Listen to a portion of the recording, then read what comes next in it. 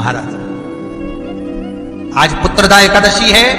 जिस नारी को संतान नहीं हो रही हो, बहुत प्रयास कर लिया हो, पुत्रदा एकादशी पूरे साल में 2 बार आती है। एक श्रावण के महीने में आती है, दूसरी पोषादिक्रम में आती है।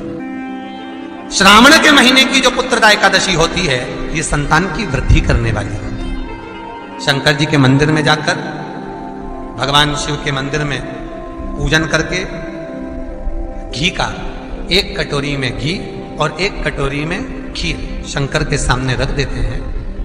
भगवान शंकर के मंदिर पर चौखट पर घी का दिया लगा देते हैं।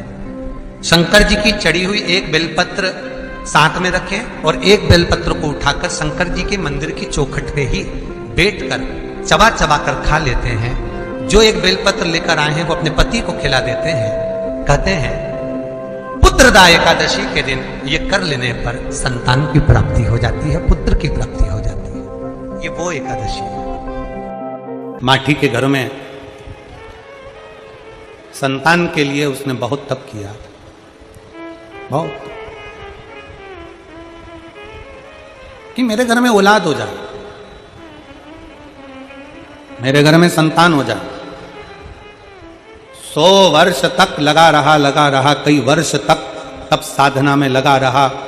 आखिरी में देवाधिदेव महादेव ने वर दे दिया था कि माटी तेरे घर में पुत्र का जन्म होगा, तेरे घर में बेटा होगा। पीछा नहीं छोड़ा शिव का, शंकर को भजता रहे, भगवान शिव की आराधना करता रहा, हारना नहीं है।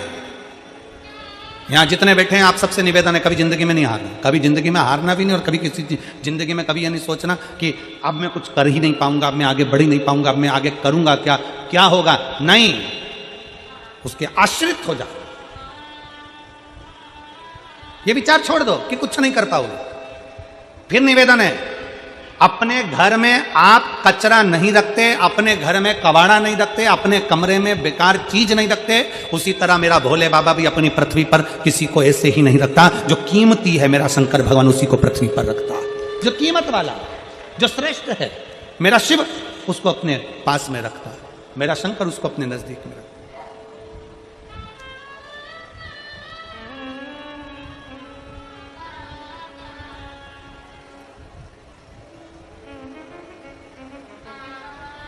शिव पुराण कह रही है, माठी ने तप किया, साधना करी, शिवजी ने वर दे दिया कि तेरे घर में एक बेटा जन्म लेगा।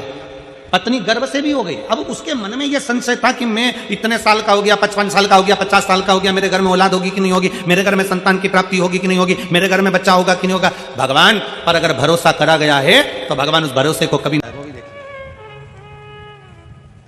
इन्होंने लिखा है, एक बार हमारे बच्चे को गोदी में लेकर आशीर्वाद दें, परंतु बहुत दूर हो गया, आप कहीं पर भी हो गए, मना नहीं, व्यासपीठ आपकी है और आप व्यासपीठ के हैं, हमारी तरफ से यहीं से साधुवाद है, बाबा की कृपा।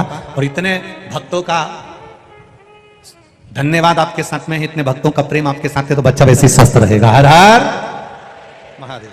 अगला प्रश्न है, अगला एक भाव आया है, उज्जैन की रहने वाली हूं, मेरा नाम सोनू पांचाल है, मुझे 2 पुत्री थी, मुझे पुत्र की कामना थी, संतान नहीं हो रही थी। फिर मेरी बहन ने कहा कि सबकी मनोकामना पूर्ण करते हैं, पशुपति व्रत करना प्रारंभ कर। मैंने कामना कर पशुपतिनाथ का व्रत करना प्रारंभ किया और बाबा शंकर की कृपा से 3 महीने में ही बाबा ने मुझे प्रसाद के रूप में गर्भ ठहरा दिया। मेरे पशुपतिनाथ चल रहे थे और मेरा गर्भ था। सोनोग्राफी कराई, समय आया, बच्चा जब बढ़ता चले गया तो सोनोग्राफी के अंतर्गत बच्चे की धड़कन नहीं आई। डॉक्टर ने कह दिया इस बच्चे की धड़कन नहीं है, इसको सफा करवा दीजिए, और डॉक्टर ने सफाई का कह दिया। 15 दिन डॉक्टर ने दिया, इस 15 दिन के अंदर बच्चे की सफाई कराना जरूरी है क्योंकि इसकी धड़कन नहीं है। हमने 2 या 3 डॉक्टर को उज्जैन के दिखाया, इंदौर दिखाया, पर सभी डॉक्टरों ने कहा इसकी धड़कन नहीं है, इस बच्चे को आप साफ करवा दीजिए। अब करें क्या? रिश्तेदार बोले एक काम करो, किसी को सीहोर भेजते हैं, वहां से रुद्राक्ष बुलवाते हैं। सीहोर वाला महाराज कहता है रुद्राक्ष का जल पीने से सब दुख दूर होते हैं। हम परिवार का व्यक्ति को रुद्राक्ष लेने सीहोर भेजा और बच्चे की फाइल दिखाकर एक रुद्राक्ष लेकर आया, उसको पानी में गलाते शिव जी को चढ़ाते। 15 दिन डॉक्टर ने दिए थे, 15 दिन हमने भी महादेव के चरणों में रख दिए। 15 दिन बाबा का उस चढ़ा हुआ जल को पिलाना चालू करा। और 15 दिन के बाद जब सोनोग्राफी करवाई तो बच्चे की धड़कन वापिस आ गई थी। बच्चे का जन्म हुआ है, उसका फोटो लगा रही हूं गुरुदेव, आपका आशीर्वाद, बाबा की कृपा, उस बच्चे का फोटो का आप दर्शन कर सकते हैं। बच्चा पूर्ण तरह से स्वस्थ है, उसकी धड़कन मेरे बाबा ने वापिस दे दी। बहुत बहुत साधुवाद। महाराज, आज पुत्रदा एकादशी है। जिस नारी को संतान नहीं हो रही हो, बहुत प्रयास कर लिया हो, पुत्रदा एकादशी पूरे साल में 2 बार आती है। एक श्रावण के महीने में आती है, दूसरी कोषाधिक्रम में आती है। श्रावण के महीने की जो पुत्रदा एकादशी होती है, ये संतान की वृद्धि करने वाली होती है। शंकर जी के मंदिर में जाकर, भगवान शिव के मंदिर में पूजन करके घी का 1 कटोरी में घी और 1 कटोरी में खीर शंकर के सामने रख देते हैं। भगवान शंकर के मंदिर पर चौखट पर घी का दिया लगा देते हैं। शंकर जी की चढ़ी हुई 1 बेलपत्र साथ में रखें और 1 बेलपत्र को उठाकर शंकर जी के मंदिर की चौखट पे ही बैठकर चबा चबा कर खा लेते हैं। जो 1 बेलपत्र लेकर आए हैं वो अपने पति को खिला देते हैं। कहते हैं पुत्रदा एकादशी के दिन ये कर लेने पर संतान की प्राप्ति हो जाती है, पुत्र की प्राप्ति हो जाती है। ये वो एकादशी है। माठी के घर में संतान के लिए उसने बहुत तप किया, बहुत, कि मेरे घर में औलाद हो जाए, मेरे घर में संतान हो जाए। 100 वर्ष तक लगा रहा, कई वर्ष तक तप साधना में लगा रहा। आखिरी में देवाधिदेव महादेव ने वर दे दिया था कि माटी तेरे घर में पुत्र का जन्म होगा, तेरे घर में बेटा होगा। पीछा नहीं छोड़ा शिव का, शंकर को भजता रहे, भगवान शिव की आराधना करता रहा, हारना नहीं है।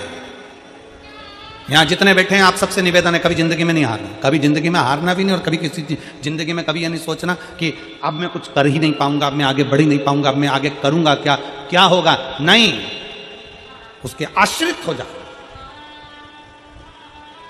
ये विचार छोड़ दो कि कुछ नहीं कर पाओगे।